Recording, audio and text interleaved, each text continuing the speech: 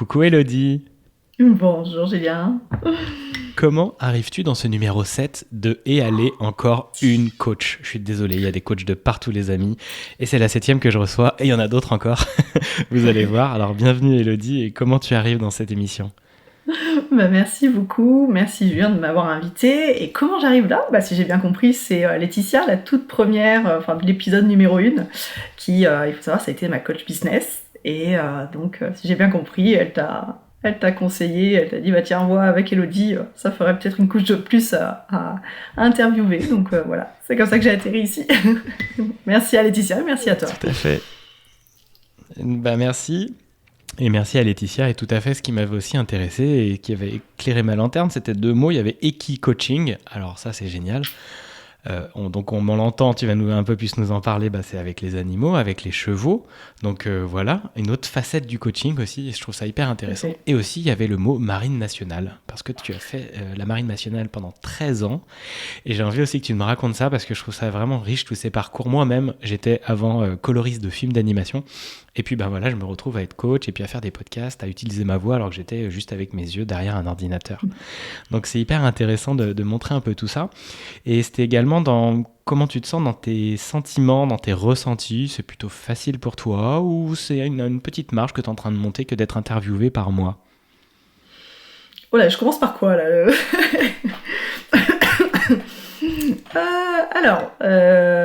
Je vais commencer par... je vais faire dans l'ordre, comme tu l'as énoncé. D'abord, la partie Equi-coaching.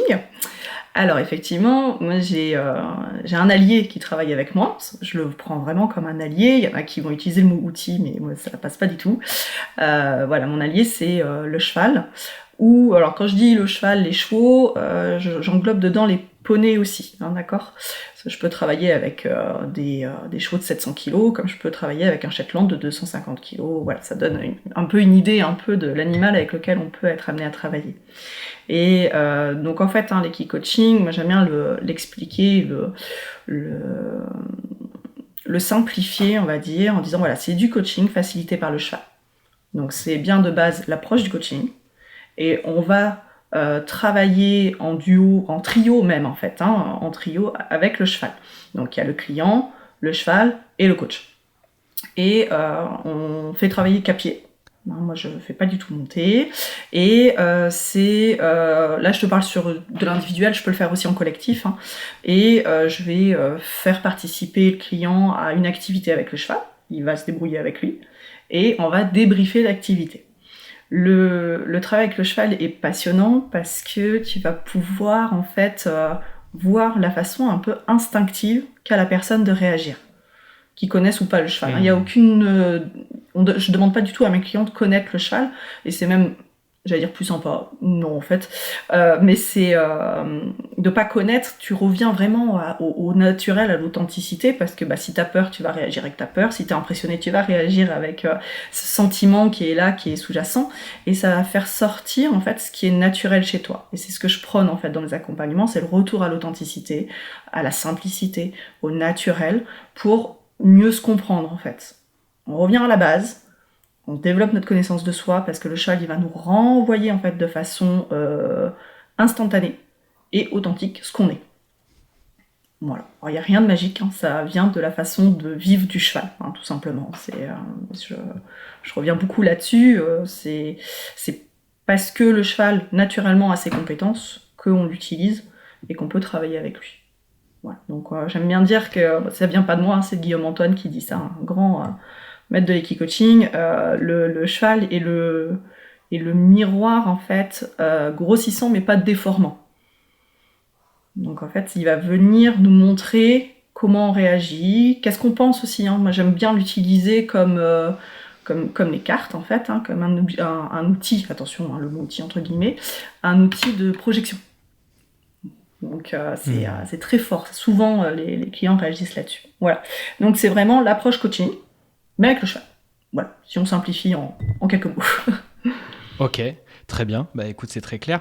Et avant de dérouler un peu plus et de parler aussi de ton parcours, on va tirer tout de suite une carte pour pouvoir ouvrir un peu le champ de ton expérience et de cette discussion ensemble.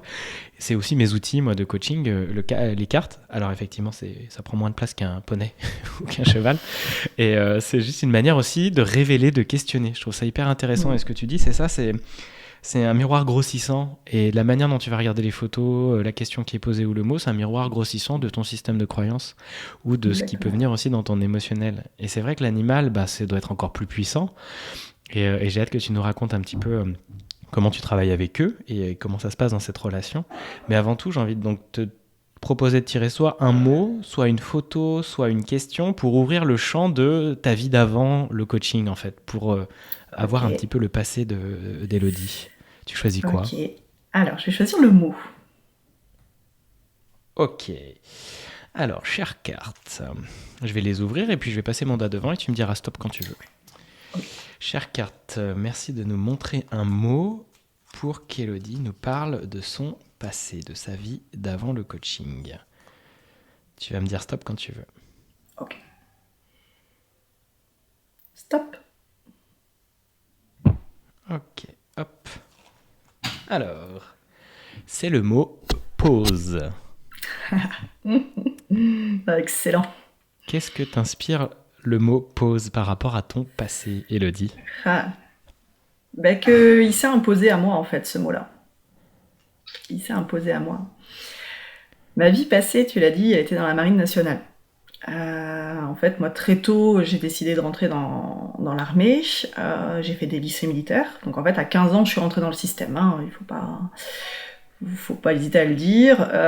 J'ai fait mes études dans des lycées militaires et bon, à l'époque, je m'étais dit, tiens, je veux faire pilote. Bon, laisse tomber, c'était pas du tout fait pour moi, et ma vie, de toute façon, on a décidé autrement, et c'est très bien comme ça. Comme quoi, des fois, tu le dis très bien toi aussi dans tes interviews, il n'y a pas de hasard. Là, clairement, il n'y avait pas de hasard.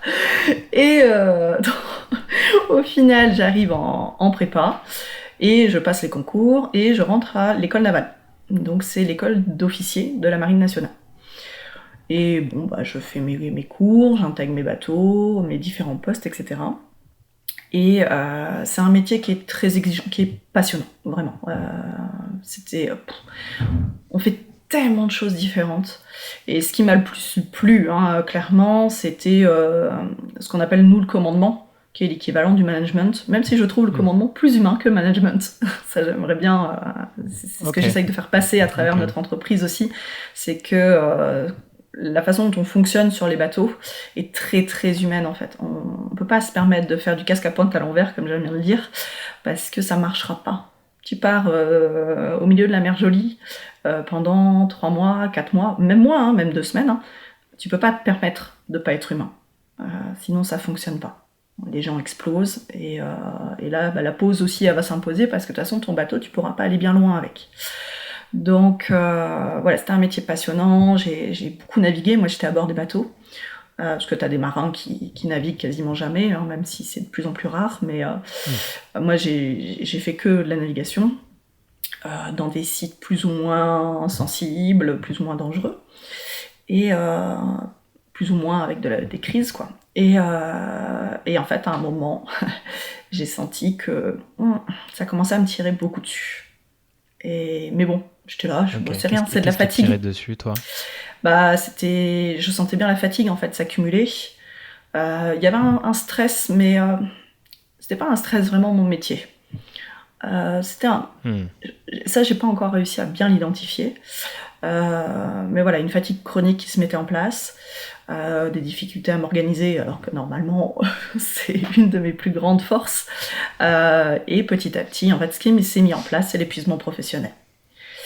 Si tu veux, moi, j'étais... Dans les armées, on parle d'engagement. Je pense que j'étais encore au-delà de ça. Voilà, j'ai vraiment tout donné. Et j'y ai laissé une partie de ma santé, en fait. Et voilà, là, j'ai été mise en pause. On m'a imposé un arrêt. Et tout s'est enchaîné, en fait. Tout s'est enchaîné. Et pour, au final, devoir quitter ma carrière au bout de 13 ans. Et voilà, donc ça a été très difficile. Parce que je n'ai pas, comme je dis, elle m'a été imposée, donc je ne l'ai pas accepté au début. Puis, au fur et à mesure, encore une fois, il n'y a pas de hasard. Le corps a parlé, je ne l'écoutais pas, on m'a imposé de l'écouter. Et voilà, ça y est. Et là, je suis revenue à la base. Je suis revenue à moi, je suis revenue à ce que je ressentais, à ce dont j'avais besoin. Et là, tu vois, tous ces mots-là, c'est la base du coaching. C'est tu reviens à toi, tu reviens à ce dont tu as besoin, à ce que tu as envie réellement, pour toi, pour ta famille aussi, parce que j'ai construit ma famille en parallèle. Et en fait, vu que j'arrivais pas trop à rester à rien faire, j'ai créé un poney club associatif avec mon mari et une amie. Et c'est là que les chevaux sont revenus dans ma vie. En fait, j'étais une cavalière de loisirs. Moi, je faisais de la balade, un petit peu de CSO, mais vraiment un minimum syndical. Pardon, j'aimais bien la sensation, mais voilà. Et voilà, on s'est installé vers Quimper. Et on avait des terres, mon mari avait déjà 2 chevaux. Et quand je suis arrivée, j'ai fait oh là là, là je l'ai visualisé, je vois un petit poney club hyper familial, hyper cocooning en famille et tout. Et mon mari il se tourne vers moi, il me fait mais j'y avais déjà pensé, mais le projet n'a jamais vu le jour. Et quand j'ai été mise en arrêt, je me suis dit écoute, j'aimerais bien travailler ce projet-là. Et donc, c'est comme ça que j'ai remis le pied dans le monde du cheval. Donc, voilà, on a notre petite association. Et en fait, c'est quand j'ai eu ma cavalerie, mes poneys, mes chevaux qui sont arrivés. Là, ça a tout changé pour moi. Pourtant, je monte quasiment plus, mais c'est le contact avec mes chevaux. Ça m'a aidé, justement, à comprendre pourquoi cette pause est arrivée dans ma vie, etc. Et finalement, je me suis dit, mais waouh, mais le travail que je suis en train de faire avec mes chevaux, c'est un travail que je suis en train de faire sur moi. Qu'est-ce qui se passe ? C'est quoi le fonctionnement ? Qu'est-ce qu'il y a ? Et en fait, je ne connaissais pas encore l'équi-coaching à ce moment-là. Et donc j'ai cherché dans cette voie, je voyais bien que ma reconversion allait partir là-dedans, sur l'accompagnement humain avec le cheval. Mais j'arrivais pas du tout à structurer la chose. Je comprenais ce que j'étais en train de vivre, je comprenais ce que je faisais sur moi. Mais bon, voilà. Et à force de chercher, de rencontrer. J'ai échangé avec une monitrice qui était aussi équithérapeute. Mais je sentais que c'était pas moi ma voie. Et puis elle me dit mais tu sais le travail que tu fais là, mais que moi aussi je fais, on peut le faire en entreprise. Je dis, ah bon. Et alors là, j'ai commencé à chercher et je suis tombée sur l'équi-coaching. Et donc plus en détail, je suis tombée sur le coaching. Et là, c'était vraiment un coup de cœur. Pourquoi ? Parce que ça mettait des mots sur ce que j'étais en train de vivre, ce que je faisais. Ça structurait en fait tout ça. Et c'est comme ça que je suis rentrée dans la voie d'équi-coaching et du coaching. Voilà, donc une suite logique. Tout à fait, c'est hyper intéressant. Alors j'ai plusieurs questions. Déjà, je me demandais comment c'est né le fait que tu aies très vite eu envie de rentrer dans l'armée. Et j'aime bien, tu as utilisé le mot système. Pourquoi tu as utilisé le mot système pour parler de l'armée ? J'ai utilisé le mot système parce que je trouve que c'est une entité à part qui a son propre fonctionnement. Et ça, je l'ai compris. Alors, je l'ai compris très tôt parce que c'est comme une deuxième famille. Je sais pas, je me suis vite sentie en sécurité et je l'ai encore mieux compris quand je suis revenue dans la vie civile, où je me suis dit waouh, mais c'était vraiment un monde à part en fait, avec son propre système de fonctionnement très très humain qu'on ne voit pas forcément de l'extérieur. Et oui, ouais, c'est pour ça que j'ai utilisé le mot système. Pour moi, c'est comme si c'était un monde en parallèle, mais tellement humain, tellement formateur, que c'est ça, sur quoi je m'appuie aujourd'hui pour accompagner les gens. Je dis voilà, c'est la base solide que l'armée a, en tout cas que la marine nationale, attention, parce qu'il y a différentes armées quand même, que la marine m'a permis de développer et de travailler. J'ai envie de permettre aux gens de pouvoir travailler la même. Voilà, donc c'est l'humanité. Et puis c'est vrai que... Ouais. Vas-y. Oui, dans ce socle, tu as tout ce qui est humanisme, authenticité, droiture aussi. C'est des valeurs très fortes, la cohésion, l'entraide. C'est pas des mots qu'on utilise par hasard, en fait. C'est des choses qu'on vit au quotidien. Et que je me suis dit, mais... Et quand je suis revenue dans la vie civile, c'est où ? Je cherchais un peu, si tu veux. je trouvais pas trop. Et je me suis dit, mais mince, peut-être qu'on leur donne pas la possibilité. Je pense aux salariés, etc. Je me dis, mais mince, est-ce qu'on leur donne réellement la possibilité de travailler ça en profondeur ? Et c'est là que je me suis dit, mais en fait, les chevaux le permettent. Pourquoi on n'y va pas, en fait ? Pourquoi je le proposerais pas ? Parce que vous emmener sur un bateau militaire, je pourrais pas le faire. Faut pas se leurrer. Donc, je me dis, voilà, j'ai une autre possibilité c'est de revenir à la nature, de revenir enfin, à l'animal qui est le cheval, et de revenir à notre part, à nous, animal aussi, hein, en fait. Et toi, tout de suite, ça t'a donné envie d'aller dans l'armée, très jeune. Mm. Qu'est-ce qui t'attirait, toi, à cet âge-là? Même peut-être plus petite qu'avant 15 ans, sauf que c'est qu'à partir de 15 ans que t'as pu y aller. Bon, alors, il faut pas se leurrer, j'étais dans une famille, alors pas de militaire de base, mais ma maman s'est remariée, et elle s'est mariée à un militaire, un marin. Et donc j'ai découvert cet univers-là qui m'a plu de suite sur le côté structuré. Moi, j'ai besoin, voilà, hein, mon socle à moi, c'est la structure, il faut les choses qui soient claires, et, tu sais où tu vas, tu sais comment, etc. Bon. Donc j'ai bien aimé ça, j'ai bien aimé le côté hiérarchique, mais pas écrasant non plus. C'est une hiérarchie, mais elle est respectueuse. Ça aussi, hein, c'est pas forcément ce que les gens imaginent.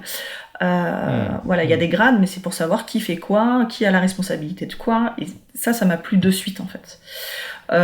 Et puis après, j'ai eu l'occasion de découvrir un peu plus en faisant des stages à gauche, à droite, parce que t'as les stages par exemple de troisième à l'époque que tu pouvais faire. Donc j'avais découvert une base à Lorient qui s'appelle la base de l'NBWay. Et puis bah voilà, mon ex-beau-père aujourd'hui nous faisait visiter les différentes bases sur lesquelles il travaillait. Il parlait peu de son travail, mais le peu qu'il en parlait, c'était beaucoup de cohésion, c'était des missions qui faisaient aussi un peu rêver, de se dire tiens, on sait pourquoi on travaille aussi. Tu vois, la défense du pays, etc. C'est des valeurs. Ouais, donc ça m'a plu, ça a du sens pour moi. Donc je me suis pas posé beaucoup plus de questions. Il y avait aussi quelque chose d'autre en parallèle, c'est que ma mère avait voulu rentrer dans l'armée quand elle était plus jeune et son papa s'y était y opposé. Donc c'était opposé à ça et je me suis dit bah mince, pourquoi en fait? Donc je me suis dit bah allez, c'est l'occasion de réaliser quelque chose qui n'a pas pu être fait dans la famille et voilà, donc je me suis lancée. C'est super intéressant, on sait pourquoi on travaille. Et j'aime bien parce Mm. que c'est souvent ça qui nous manque et qu'il y a beaucoup dans les personnes qui peuvent venir nous voir, c'est du sens.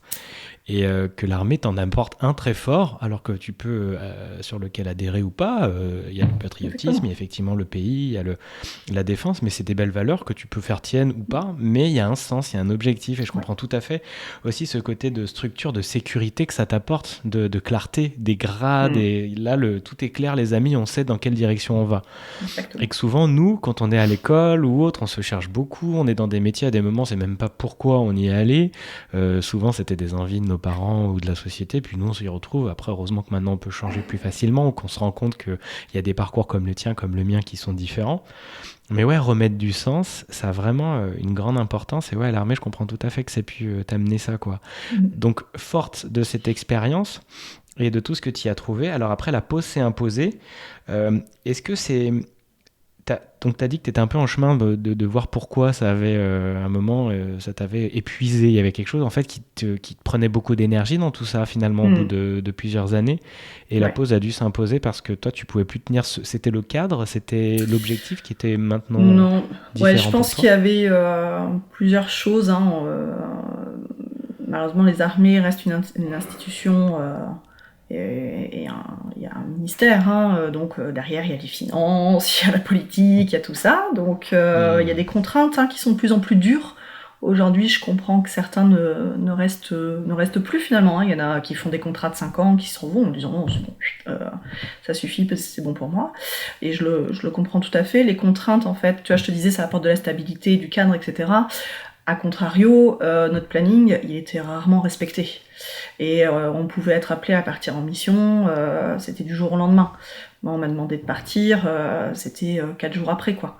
On fait, ouais, non, là, au bout d'un moment, quand tu commences à avoir ta famille, ça commence à te poser des questions.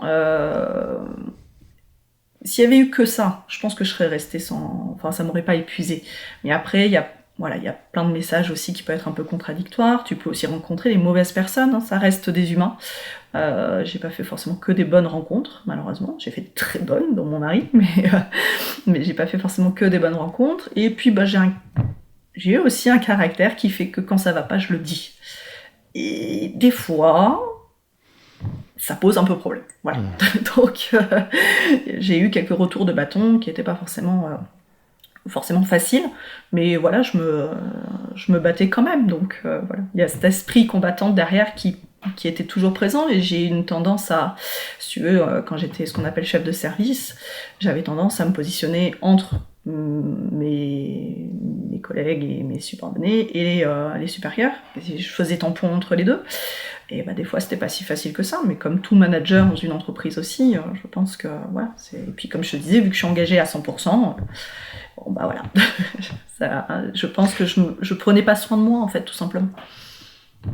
Oui, ouais, tu te dédies vraiment, tu disais même plus qu'engagé. Ouais. Tu es vraiment complètement déterminé et dédié à l'armée, donc effectivement, quitte à y laisser ta propre santé ou en tout cas tes propres besoins. Mais j'aime bien ce que tu dis, que quand ça va pas, tu le dis, donc ça bravo, t'exprimer tes besoins, mais on n'appelle pas l'armée la grande muette. Donc c'est peut-être un peu par moments difficile pour toi finalement de rentrer dans ce cadre avec cette personnalité, ce tempérament que tu as, toi.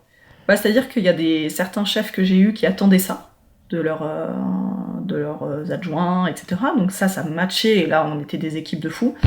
Et puis il y a d'autres moments où la personne n'attendait pas ça de ses adjoints, et bon, ça posait plus problème là. Donc voilà, la grande muette, moi j'aime bien cette expression-là, elle va être beaucoup de l'intérieur des armées vers l'extérieur. Et encore aujourd'hui, ça parle plus. Mais c'est vrai que on fait des choses qui, y a une certaine confidentialité, et c'est normal. Donc il y a des choses qui peuvent pas être dites, pas divulguées.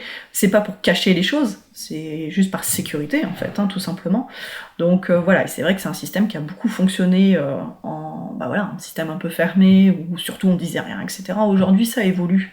Aujourd'hui je trouve qu'ils communiquent de plus en plus, et je trouve ça bien de s'ouvrir plus. Mais oui, la grande muette reste la grande muette quand même. Et j'entends aussi, comme tu disais, que dans ce besoin de structure et d'organisation, finalement, tu te rends compte que dans les faits, c'est bien plus chaotique que l'objectif et l'espoir qu'il y en avait au départ. Et donc oui, ça peut, au bout d'un moment, demander de tout le temps s'ajuster ou d'être avec une vie qui évolue. Ouais, tu peux pas partir comme ça du jour au lendemain, et le côté humain, du coup, doit y perdre dans ce que tu étais allé le chercher, quoi. Oui, c'est ça, on idéalise beaucoup aussi, mais comme moi j'ai toujours idéalisé aussi, c'est dans mon fonctionnement. Si tu veux, j'avais une vision extérieure des armées, mais ça a beaucoup évolué aussi avec parce que j'en parle avec des anciens de la marine encore, et on se dit, mais ces 30 dernières années, donc moi j'ai fait 13 ans, mon mari en a fait 30. Il me dit, mais laisse tomber, en 30 ans, ce n'est plus non plus le même engagement de la part des personnes, c'est plus le même... comment dire, c'est plus le même état d'esprit. Ouais. Donc moi j'avais idéalisé avec, je pense, vraiment l'ancienne marine, très idéaliste, et quand je suis arrivée, forcément tu réadaptes un petit peu, et je pense qu'il y a des choses sur lesquelles j'ai pas non plus voulu réadapter, en fait, de me dire non, moi ma vision elle était comme ça, et voilà, j'ai essayé de m'adapter, et au bout d'un moment ça passait plus, en fait. Le compromis n'était plus possible. Voilà. Et ne voulant pas l'accepter, mon corps l'a exprimé. Ouais. Ok. Donc, je pense que c'est ça. Parce que, effectivement, c'est la fin d'un cycle, et ça permet après d'observer, puis d'avancer, puis de faire ce que tu fais aujourd'hui, et c'est génial. Est-ce que aujourd'hui l'armée serait ouverte à de l'équi-coaching, que tu puisses intervenir dans l'armée? Elle l'est? Ouais. Et alors, pas tout le monde, mais je sais qu'il y a eu des essais. Et je suis en contact avec certaines personnes qui ont essayé ça. Donc oui, après le coaching dans les armées, je sais qu'il y en a, mais plus sur Paris, donc dans les plus hautes sphères. Donc mon idée, ça serait de réussir à démocratiser ça aussi, de pouvoir revenir avec mon expérience, et de pouvoir effectivement travailler au profit d'anciens... j'allais dire d'anciens collègues, pas de collègues forcément que je connais, mais de revenir et de reproposer ça en connaissant en fait l'institution de l'intérieur. Donc c'est toujours intéressant. Mais oui, je sais qu'il y a eu des essais. Je peux pas trop en parler, mais... Ok. Ok, bon, tant mieux si ça s'ouvre aussi sur d'autres champs. Et aussi pour aider les êtres humains à se reconnecter à leur corps, comme on disait, revenir à soi, à ses envies, ses objectifs, ses désirs. Mais peut-être que par moments, ça peut faire se rendre compte à des personnes, peut-être que l'armée n'est plus pour elles. Ils n'ont pas forcément peut-être aussi envie de se dire qu'il y a des personnes qui vont partir parce qu'ils se rendent compte que leur chemin s'arrête aussi. Et là, plutôt que ce soit Mais le corps qui s'arrête, tu sais, comme le tien, ouais, quoi. tout à fait, tout à fait. Mais je pense qu'aujourd'hui, là, en tout cas, pardon, pour la marine, je pense qu'ils savent hein, qu'ils ont un rotary important, que ça bouge, que donc voilà. Mais ça me fait rebondir sur plusieurs interviews que j'avais vues de coachs avant de me lancer dans ce milieu-là, qui disaient, vous savez, un coach de salarié qui se passe bien, c'est fort possible qu'il démissionne. Et ça m'avait fait, sur le coup, ça m'avait choqué. Et après, ça m'avait fait rire parce que j'ai compris le fondement. Et ben, bah oui, si le salarié, il évolue, mais que l'entreprise dans laquelle il est ne lui permet pas finalement de mettre en pratique cette évolution. Il n'est plus en adéquation, le sens n'y est plus, le compromis n'est pas possible, il va quitter. Puisque aujourd'hui, le coaching va ouvrir le champ des possibles, va lui permettre d'ouvrir les yeux sur plein de choses, et lui ouvrir le champ des possibles. Bah oui, donc c'est possible qu'il démissionne, c'est un risque. Mais c'en est de la responsabilité du salarié, et ça, il faut pas l'oublier aussi. Hein, donc, voilà. C'est une réussite pour moi, du coup. Enfin, c'est vraiment aussi parce qu'on est là pour être au service de l'être humain. Et si l'être humain, dans son milieu de l'entreprise ou autre, n'est pas épanoui, j'ai pas envie qu'il reste dans l'entreprise, j'ai envie qu'il soit épanoui. Et que tout le monde puisse être épanoui ou créer de nouvelles entreprises avec des conditions épanouissantes pour chacune et chacun, quoi. Bien sûr. Et j'ai envie de savoir un peu quels ont été tes premiers pas de coach et comment tu as fait de l'équi-coaching. Donc, tu as dit que tu étais cavalière par passion quand tu étais plus jeune. Ça a commencé vers quel âge à peu près?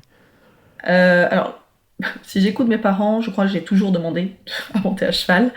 Mais on a réussi, parce qu'il y avait des questions financières aussi. Hein, à l'époque, c'était un peu moins démocratisé. Et j'ai commencé à 11 ans. Et finalement ça a été assez rapide mon temps de cavalière vraiment en club etc, parce que comme je te disais à 15 ans je suis partie en lycée militaire et donc j'ai dû mettre un peu en parenthèse. Bon, je me suis blessée moult fois. Je me suis cassé un bras, déboîté une hanche, enfin bon c'était carnage. Ah oui, non mais je fais pas les choses à moitié, donc voilà, mais c'était des super moments et voilà. Mais donc aujourd'hui c'est vrai que j'ai un autre regard sur le cheval, c'est ça aussi qui est bien. Je le vois plus que comme le cheval sur lequel on monte, quoi. Aujourd'hui, c'est le cheval avec lequel on établit une relation plus ou moins longue, hein, ça dépend si tu fais juste quelques séances ou si tu as ton propre cheval, avec lequel tu vas établir une relation, tu vas lui apprendre des choses, mais il va t'apprendre tout autant, voire plus, sur toi-même. Voilà, là aujourd'hui, je le vois plus comme un animal, je le vois vraiment comme un allié, quoi. Ouais, tu parlais d'allié. Je trouve ça beau de Ouais. dire c'est un allié. Et comment il est rentré vraiment toi, comment ça s'est passé cette transition de je vais faire du coaching? Est-ce que tu t'es formé?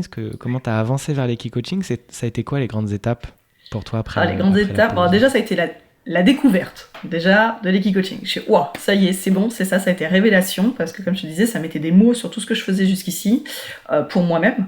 Mais même quand je voyais certains cavaliers, etc., je voyais des choses, je me suis dit, mais tiens, regarde, le cheval, il est en train de te dire ça, qu'est-ce que ça te...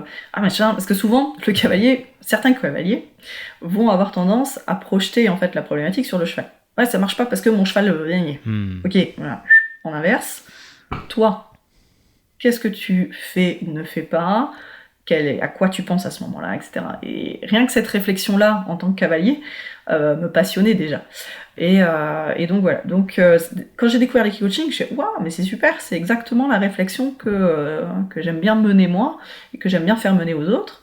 Et je me suis dit, bah tiens, comment aller plus loin? Donc j'ai lu beaucoup, j'ai pris contact avec certains équi-coachs. J'ai fait moi-même des séances pour tester moi avec un professionnel extérieur, parce que c'est bien beau, mais s'auto-coacher, ça reste compliqué. Donc j'ai testé. Bon, ça m'a un peu chamboulé les premières fois, parce que ça a remis en question plein de choses sur moi, ma personnalité. Voilà, donc c'est très fort en fait, très rapidement, ça pose des questions. Et après, pour concrétiser tout ça, je me suis dit, bon, ok, moi, j'ai besoin de me légitimiser là-dessus. Et ce que j'ai fait, c'est que je me suis formée. Et, si tu veux, moi, je suis d'un processus très scolaire. Donc, comme je te disais, bac, prépa, concours, diplôme d'ingénieur, voilà, c'était très académique. Et j'étais restée dans ce système-là. Je me suis dit, bon, ok, aux yeux des entreprises, qu'est-ce qu'ils regardent aussi avant d'embaucher un coach? Et ce qui ressortait beaucoup quand j'ai fait ces recherches-là, donc c'était vers 2019 à peu près, et c'était beaucoup, bon bah voilà, est-ce que vous avez une certification, est-ce que vous faites partie d'une fédération, est-ce que vous êtes supervisé, etc. Moi je dis oula, bon, ok, alors qu'est-ce qu'il y a comme école? Donc je me suis dit, bon bah est-ce qu'il y a une certification d'Equicoach qui existe? Comme ça je me pose plus de questions, je fais directement ça. Sauf que ça n'existait pas. Donc c'est bien parce que c'est venu moi me piquer sur ma façon de faire et sur ma façon d'apprendre, etc. Donc c'était super. C'était hyper apprenant pour moi de me dire, bon ok, j'ai pas la solution de facilité, la certification qui va bien, clé en main. Comment je construis mon approche? Comment je construis mon parcours? Alors là, ça a été un parcours initiatique pour moi et c'était top.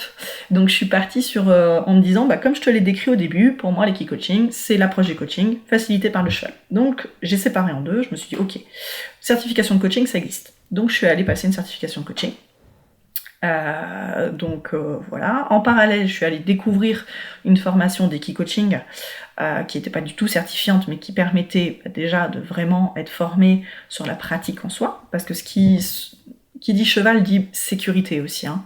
Donc j'avais beau avoir une base très solide, je me suis dit, bon, et puis si ça se professionnalise plus, qu'il y a des textes de loi qui passent derrière, comment je me couvre un petit peu là-dessus, tu vois. Donc j'avais fait cette découverte de l'Equicoaching, et en parallèle, je suis allée chercher quelque chose de plus professionnalisant sur le cheval. Là, plusieurs options se sont présentées à moi, soit un monitorat, mais ça correspondait pas du tout à ce que je voulais faire. Et puis je voulais pas remonter à ce niveau-là, en fait, remonter à cheval à ce niveau-là. Donc je suis allée chercher ce qui, moi, me parle, la science. Et je suis allée chercher l'éthologie du cheval. Donc là, je suis partie sur un diplôme universitaire éthologie du cheval qui est proposé par des maîtres en éthologie, enfin, c'est juste extraordinaire. Et c'est proposé par Rennes 1 et le CNRS. Donc j'ai pu, si tu veux, j'ai fait 2 certifications en parallèle, une sur le coaching, une sur le cheval, et j'ai fait cette formation d'Equicoaching pour réussir à avoir un modèle sur lequel après, j'allais dire calquer, non, c'est plutôt m'inspirer pour avoir ma propre pratique derrière. Donc je qualifie aujourd'hui que le parcours que j'ai fait me permet d'être une professionnelle du coaching, de l'accompagnement, et d'avoir un regard très pragmatique et concret sur ce qu'apporte le cheval et comment il apporte. Et je mixe tout ça au profit des clients. C'est génial et j'aime beaucoup parce que déjà ce bel enseignement de construire toi-même ta propre approche et te sortir de ce format très académique où on te structure, où effectivement c'est rassurant, c'est sécurisant comme on retrouve avec l'armée. Mais là ça te demande d'être toi-même en fait, d'aller dire ok, comment moi je peux construire ça en fonction de moi, en fonction d'une pratique qui n'est pas encore effectivement certifiée dans tous les sens et tout. Et puis même finalement toi ton expérience que tu as fait haute, peu importe la certification, tu as toute ton expérience de l'armée, tu as tout ce que tu as fait. Finalement, tu pouvais déjà avoir tout ça, mais toi, ça t'a poussé un peu à sortir de ce truc-là. Donc, je trouve génial comme apprentissage déjà. Et puis j'adore le côté quand même structure. Ok, je vais faire du coaching et je vais faire aussi apprendre le cheval. Et comme ça, tu t'as fait ta sauce à toi et c'est hyper enseignant.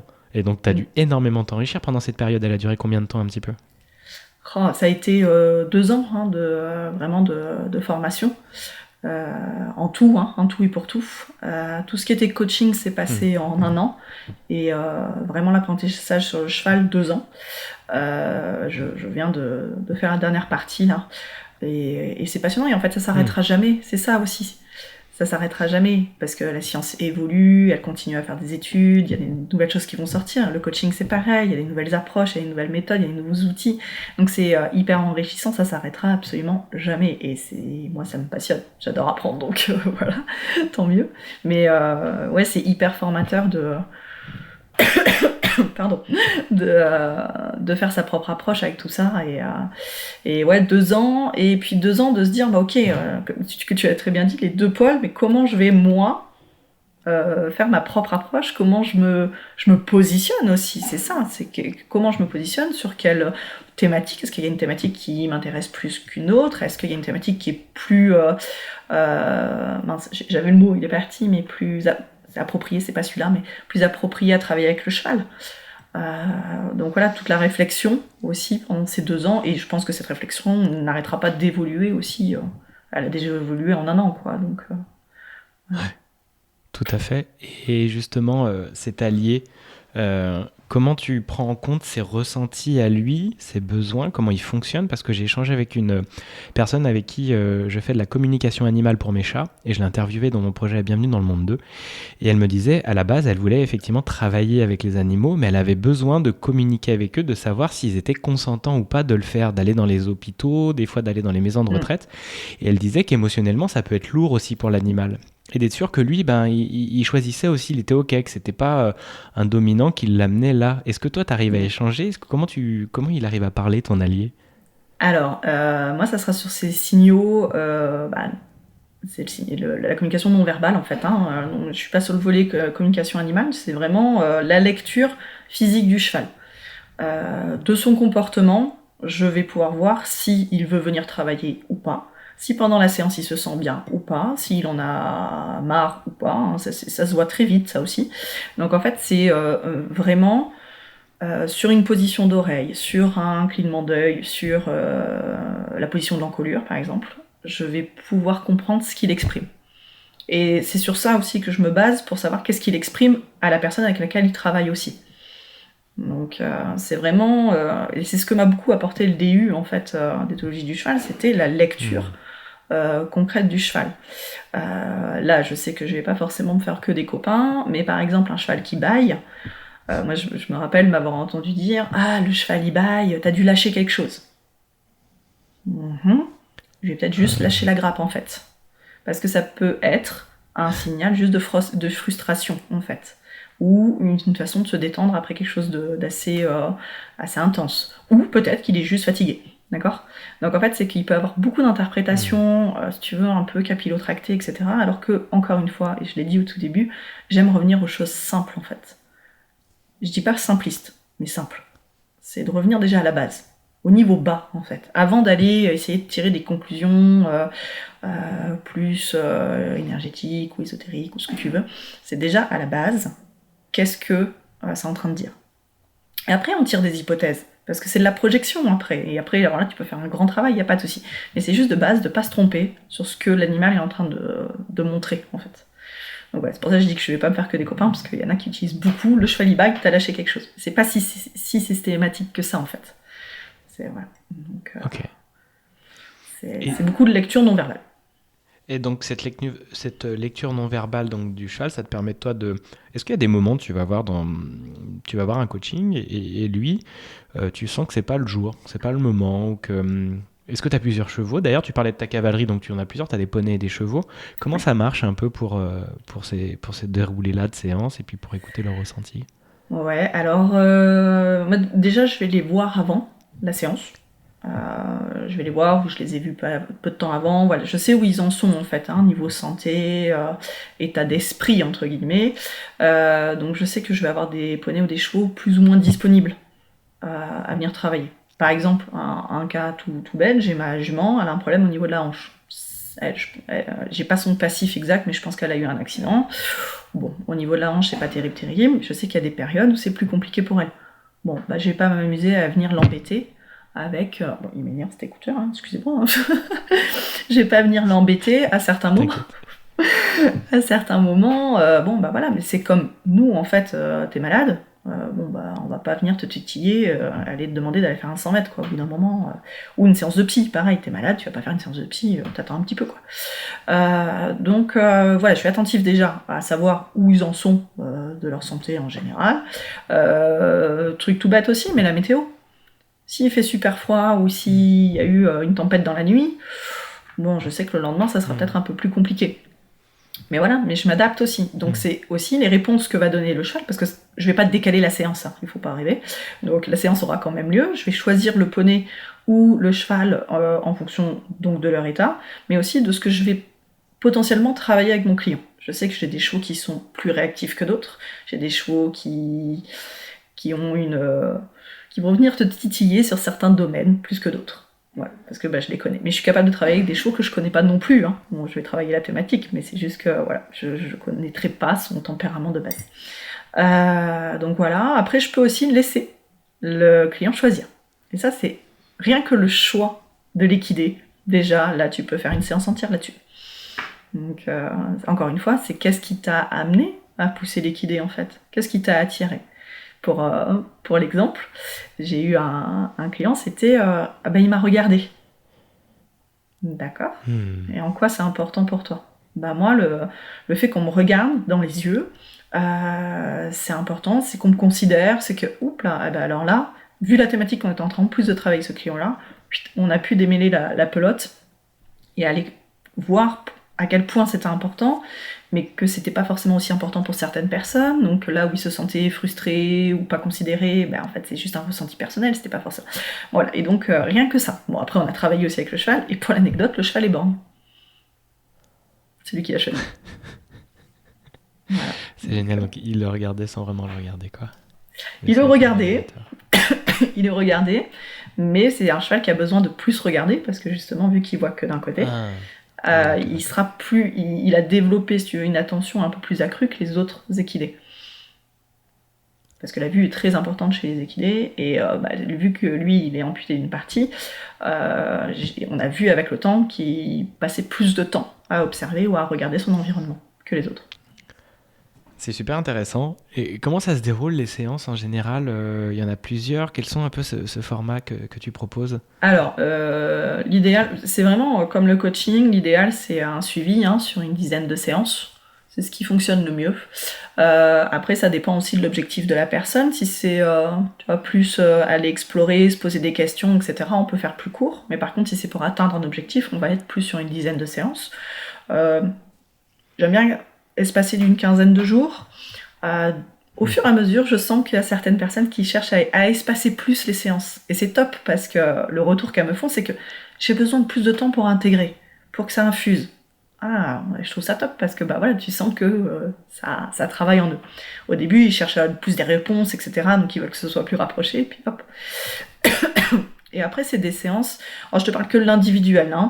C'est des séances que je vais faire sur normalement 2 heures. Bon, pour le moment, je suis très généreuse et ça dure généralement plus. Mais 2 heures avec une partie en face-to-face. Vraiment, où on voit où on en est, qu'est-ce qu'on a plus envie de travailler aujourd'hui, comment on se sent, etc. Après, on va passer avec le cheval. J'aime bien faire une demi-heure à 1 heure avec le cheval. Ça va dépendre aussi de ce temps en fait de début de séance. Il y a des personnes qui vont avoir besoin de plus échanger avant de passer à l'action avec le cheval. Donc on va passer un peu moins de temps avec le cheval. En fait, je vais beaucoup m'adapter à la personne et à son besoin du moment. Et donc après, on travaille avec le cheval. Donc moi, j'ai des structures sécurisées, etc. On va le chercher dans le champ parce qu'ils vivent dehors en groupe. On va chercher le cheval ou le poney en question. Soit je fais choisir, soit donc j'ai choisi en amont. Et je peux changer à tout moment aussi. Je peux m'adapter selon comment la personne est arrivée. Si je vois que c'est un peu compliqué, que un peu tendu aujourd'hui, etc. Et si j'avais choisi un cheval très réactif, très très sensible, si tu veux, à la tension de l'humain, j'ai peut-être changé mon choix parce que là, ça risque d'être peut-être compliqué. Bon, voilà. Mais des fois, je tente aussi pour voir comment la personne va se réadapter, en fait, prendre conscience de la tension qu'il a, et voilà, ça dépend vraiment du travail du jour.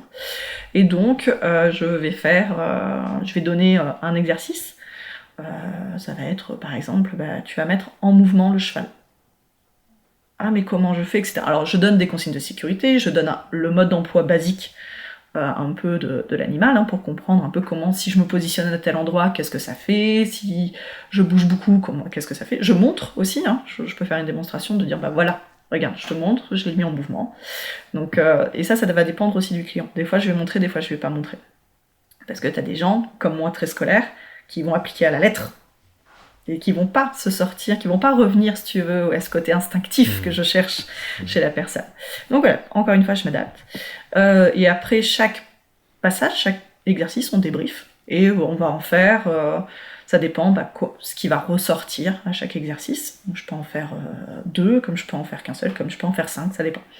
Et après, on ramène le cheval, on retourne dans la salle, et on clôture la séance dans la salle. Donc pareil, là j'essaye d'avoir une demi-heure. Donc normalement, idéalement, ça fait une demi-heure face-to-face, 1 heure avec le cheval, une demi-heure face-to-face. Mais bon, clairement, d'une séance à l'autre, ça évolue beaucoup. Voilà.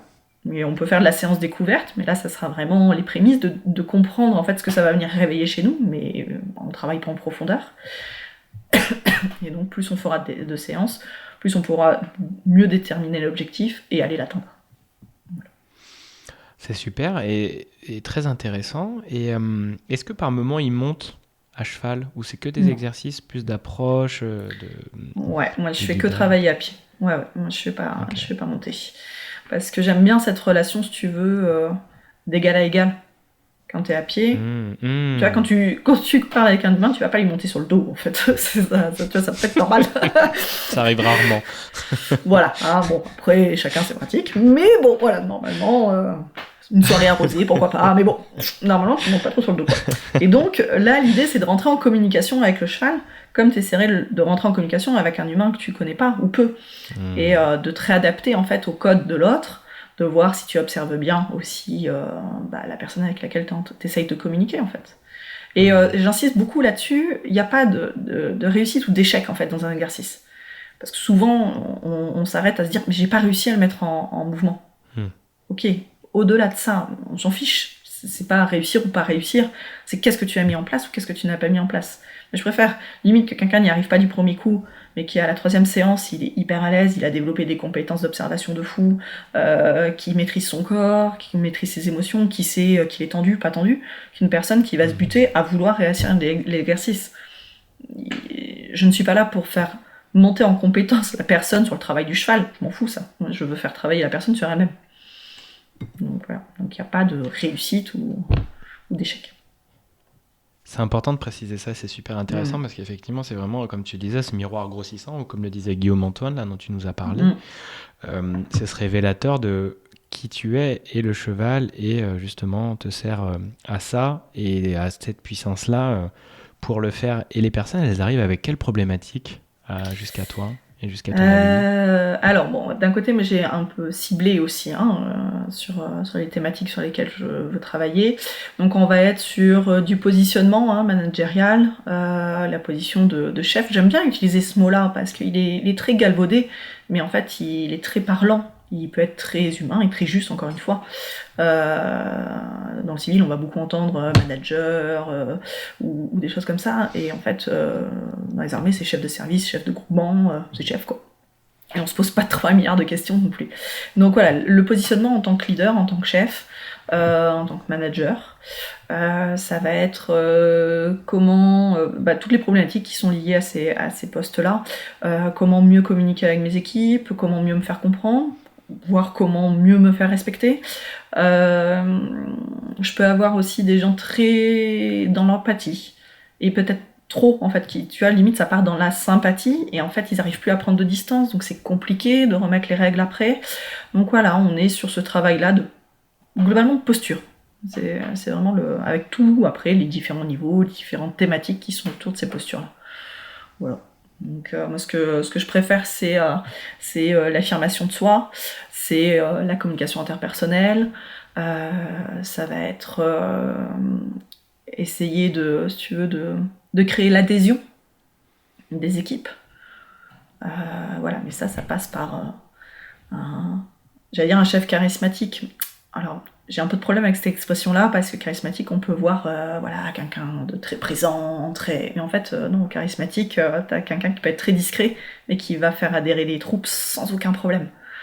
Donc, voilà, c'est charismatique, mais attention. Je le vois comme incarné, en fait, qui est conscient de la valeur, de ce qu'il fait, de son objectif, de sa mission, et qui est à l'écoute, et qui est aussi vraiment attentif et qui observe. Donc c'est important aussi, effectivement, de développer cette posture, et puis l'observation du comportement du cheval, de son propre comportement par rapport à lui. Donc ça a tout son intérêt, carrément, c'est hyper intéressant. Et donc tu parles d'individuel, est-ce que tu pourrais les accompagner en équipe, avec le manager et tout, avec le cheval, ou tu l'as déjà fait, ça ? Alors, on l'a fait en team building, donc ça n'était pas un accompagnement sur la longueur. J'ai fait de l'équipe sans le cheval. C'est possible aussi, hein, avec un projet de montée en puissance de l'entreprise, etc. Donc il fallait redéfinir un peu le codir. Donc ça, on a pu le faire. En équipe avec le cheval, pour le moment, je n'ai pas eu. Ça pourrait se faire sans problème, hein, et on le propose. Mais j'ai pas eu. J'ai plutôt eu en one shot, donc avec type team building. Alors, je précise que le team building, chez nous, c'est pas faire cuire 3 saucisses et taper dans le dos. C'est aller, c'est aller travailler une Se thématique, monter en sur le dos. fait. Ouais, voilà. Ça pourrait finir comme ça avec un rosé, tu vois. Mais c'est pas le but. Mais non, c'est d'aller travailler, c'est de définir, si tu veux, avec l'entreprise, la thématique sur laquelle ils voudraient travailler. Donc, globalement, ça va être la cohésion. Mais tout team building est censé travailler la cohésion. Mais on va aller en profiter pour aller travailler une thématique particulière. Ça peut être, là, qu'est-ce qu'on a eu? C'était, par exemple, la combativité. Tu vois, post-Covid, compliqué de repartir, bah voilà, on va aller travailler la combativité. Alors bien sûr, on définit ce que c'est la combativité avant, clac, clac, clac, clac. Et donc, on monte toute une journée avec différents ateliers, avec le cheval. Et puis en plus, vu qu'on a des terres, on fait des fois des choses sans le cheval. Donc là où on va pousser un peu les équipes, ça reste cool, hein, je fais traîner personne dans la boue, et voilà, mais voilà, où ça demande justement de s'entraider, de la cohésion, etc. Et c'est sympa, et on aime bien le faire en fin de journée. D'abord on fait travailler avec le cheval, comme ça décentre un petit peu, si tu veux, de l'être humain, pour au final revenir à l'être humain et à toute l'équipe. Donc voilà, ça, on aime bien le mettre en place. Génial. C'est riche et puis c'est aussi lié à votre parcours de l'armée, c'est aussi ce que vous avez appris et c'est C'est ça. hyper chouette d'aller transmettre tout ça. Surtout 30 ans, tu dis pour ton mari, 13 ans pour toi, et vous avez monté votre entreprise ensemble qui s'appelle LeadXP, c'est ça? Voilà, c'est ça. Ça, c'est le nom court, et le nom long, c'est Leadership Experience. Donc ça veut tout dire, en fait, c'est que en fait, on s'est rendu compte que le leadership, mais le commandement, parce que moi c'est un mot que j'aime en fait, hein, le commandement ou le management, il est appris, mais ça reste très théorique. C'est des approches, c'est des façons de faire, mais en fait finalement, la personne quand elle sort de son école, bah ouais, sur le terrain, c'est pas du tout la même chose en fait. Donc ça se vit en fait, le management. Et nous, on avait à cœur, parce que nous, on nous le fait vivre, on nous le fait expérimenter dans différentes situations en école. Puis après, quand tu arrives et que tu prends tes fonctions, tu continues en fait à faire tes armes. Hein. Et on s'était dit, tiens, comment on pourrait permettre aux gens de vivre ces mêmes expériences, de vivre, d'expérimenter le management, plutôt que d'essayer d'être face à un tableau blanc et de réfléchir pendant 3 heures là, à savoir comment je vais faire dans telle situation. C'est ok, mais en fait concrètement, comment tu vas le vivre. Et c'est ça qui est génial avec le cheval, c'est que pour moi c'est vraiment une expérience apprenante. Tu vas faire, ça va s'ancrer en fait en toi. Ce que tu vas vivre, ça va s'ancrer. Ça va infuser, ça va peut-être donner 3 mois après. On aime bien faire d'ailleurs un rendez-vous post-prestation, 2 mois après à peu près, pour voir comment ça a infusé dans l'équipe ou dans la personne qu'on a vue. Et c'est sympa, parce que des fois on découvre que ça a infusé d'une façon qu'on n'avait pas du tout imaginée. Et c'est top, parce que c'est leur façon à eux de vivre et d'incarner. T'as des exemples un peu justement de transformation à nous partager? Alors qui... ouais, alors là, c'était une entreprise, donc on a fait une journée, et l'ambiance, elle était là, les projets, les visions de l'entreprise, super, enfin, vraiment, ils nous ont bluffé sur ce qu'ils veulent faire, mettre en place, etc. Mais il y avait quelques tensions, et pas anodines, hein, sur l'entreprise, parce que c'était en train de monter en puissance, et les visions étaient en train de se séparer un petit peu, bon voilà. Et quand on a fait le rendez-vous quelques semaines plus tard, le chef d'entreprise a une volonté de recadrer les choses. Chose qui était demandée depuis des mois, en fait, mais qui était fait, pas fait, c'était fou, s'ils savaient pas trop. Et ce qui est sorti de cette journée que nous, on a faite, comment ils l'ont vécu, en fait, ils ont continué, ils ont capitalisé là-dessus pour aller justement sur de la structuration. Alors que, c'était l'objectif de la journée, c'était mieux se connaître les uns les autres, mieux travailler ensemble, voilà. Et finalement, ce que ça a amené, ça a été un besoin et une nécessité de structurer davantage l'entreprise. On était là, bon, bah, c'est top, tant mieux, si ça a infusé comme ça et que ça a donné ça. Voilà, et ça a permis de recadrer un peu les choses chez eux, avec, il y a un départ qui arrive, mais parce que, voilà, ils ont posé les choses sur la table, et ils se sont dit, là, on n'est plus en adéquation, en fait. Donc voilà. C'est super, et puis on entend dans cette abondance de compétences que vous avez à tous les deux, vraiment de la structure, du sens, de l'organisation et des moyens de le révéler par l'expérimentation et l'expérience avec les animaux, c'est très puissant parce que c'est aussi très révélateur, et puis ça décentre aussi un petit peu sur deux êtres humains. Il y a un autre être vivant qui n'a pas la même approche avec soi et qui vient révéler des choses qu'on n'a pas du tout l'habitude d'avoir. J'imagine que quand on rencontre des êtres humains, c'est régulièrement. Donc ça vient décentrer l'angle de la problématique et ça permet vraiment de la révéler. Donc bravo, et c'est hyper intéressant, hyper chouette. On arrive vers la fin de cette interview, Élodie. Bien sûr, on pourrait rester encore plus longtemps. Ah oui, on pourrait dire encore plein de choses. J'imagine bien. En tout cas, il y aura toutes les descriptions, tout ce que vous faites et tout. Je vous inviterai vraiment à aller prolonger plus loin pour aller découvrir ce que fait Élodie et son mari. Et pour terminer, j'aimerais bien tirer donc une autre carte pour ouvrir le champ, ouvrir l'horizon. Est-ce que tu choisis cette fois une photo ou une question ? Une photo. Allez, c'est parti. Chère carte, merci de nous montrer une photo pour terminer cette interview avec Élodie. Tu me dis stop quand tu veux. Stop. Hop. Alors, est-ce que tu peux la décrire pour les personnes qui vont suivre le podcast ? Alors, c'est des personnes qui sont... Alors, je pense que c'est un bus, vu comment c'est, parce qu'il y a les bars, ou peut-être un métro. Enfin bon, un moyen de transport en commun. Les personnes sont toutes assises, et puis elles regardent dehors, mais avec un air pas très enjoué. Un peu comme si c'était perdu dans leurs pensées. Mais... Il y a aucun sourire, quoi. Enfin, moi, là, je vois aucun sourire. Ouais.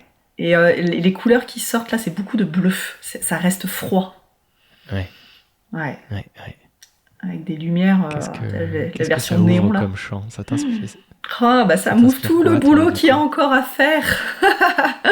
Tout le boulot qu'il y a encore à faire pour faire sourire ces gens-là. Pour qui, voilà, j'imagine qu'ils vont travailler ou pas, ou qui rentrent chez eux, mais qui sont encore dans leur tracas quotidien, le sens, est-ce qu'il y en a, est-ce qu'il y en a pas. J'imagine que ces gens se posent beaucoup de questions, et je me dis, mais waouh, il y a encore tellement de choses à faire, et qu'on est de plus en plus nombreux. Allez, encore un coach, mais oui, mais on est de plus en plus nombreux parce qu'il y a besoin, en fait, et qu'on est tous différents, on a tous des approches différentes, on n'est pas des concurrents, on est des confrères, et ça, il faut pas l'oublier, et on peut apporter tout ça. Ouais, il y a encore beaucoup de boulot. Eh bien, c'est vrai, je préférais qu'il y ait moins de boulot, que ça veut dire que tout le monde serait épanoui et vraiment aligné à soi. Puis j'aime bien cette image aussi, ils sont tous dans un sens qu'ils n'ont pas vraiment choisi, parce que c'est un train que quelqu'un conduit, c'est pas forcément leur direction. Et c'est vrai que le coaching est aussi là pour nous aider à nous reconnecter à nous, comme on disait, à se retrouver soi et notre vrai chemin de vie, pas celui qu'on nous a imposé. Et tant mieux qu'il y ait plein de coachs hyper différent, et c'est pour ça que je fais aussi cette série, pour regarder, quand on vient voir Élodie, on vient chercher une énergie différente que quand on vient voir Julien ou les autres personnes que j'ai reçues, et c'est ça qui est génial. Et oui, on a besoin en ce moment. Donc merci aussi de faire partie de cette team-là qui permet aussi cette famille, hein. C'est un peu comme ça. Une nouvelle famille aussi que j'ai envie de relier, d'aller se connecter aux êtres humains et de les aider au mieux, parce que nous, on a découvert ça aussi dans nos chemins de vie, par nos apprentissages, et qu'on a vu l'épanouissement que c'est de se retrouver aligné à soi. Donc, une fois qu'on a goûté cette joie, on a envie de la partager, quoi. On a vraiment envie de la partager. Complètement. Ouais, c'est complètement ça. Merci beaucoup, Julien. Merci beaucoup, Élodie. Est-ce que t'as justement, comment tu repars ? Qu'est-ce que tu veux me partager pour ton départ de cet épisode avec moi ? C'est... que j'ai le mot bonheur là, qui arrive, mais ouais, c'est de continuer en fait dans ces voies-là, et pour tous, que ce soit pour toi le travail que tu fais voilà, de faire découvrir. Moi, j'adore rien que le titre, en fait. C'est Allez, encore une coach, ou un coach, parce que c'est vraiment ce qu'on vit au quotidien. Quand tu te présentes en tant que coach de vie ou coach professionnel, moi je me présente en tant que coach professionnel et qui coach, et j'ai souvent le petit sourcil qui se soulève. Allez, encore. Ben oui, encore, mais voilà, pose-toi la question de pourquoi encore, en fait. Et voilà, donc de continuer dans cette voie-là et de se dire que on a tous notre place et que c'est super de faire ce métier qui est passionnant et voilà, toujours de belles rencontres, que ce soit avec des confrères ou avec des clients. Et voilà, donc beaucoup de bonheur. Et encore merci. Eh bien, merci beaucoup, c'était trop chouette. Encore, voilà, une coach ou un coach. Et puis, si vous croisez des personnes qui vous disent, allez, encore un coach, envoyez-leur l'émission, le podcast, pour qu'ils rencontrent, en fait, qu'ils écoutent. Au moins, tu leur dis, allez, un épisode, t'écoutes un peu, voir comme ça, t'as des autres êtres humains qui partagent un métier, peut-être que tu critiques, mais que tu connais pas. Et peut-être que finalement, tu vas y aller, en fait, te faire coacher, parce que, comme je l'ai dit toujours, et on en parlait là, c'est goûter l'expérience. Vous y allez une fois. Moi, je milite. Le mot peut-être n'est pas ajusté, vraiment pour les pratiques aussi de l'invisible. J'ai fait un podcast pour ça qui est en train d'être lancé.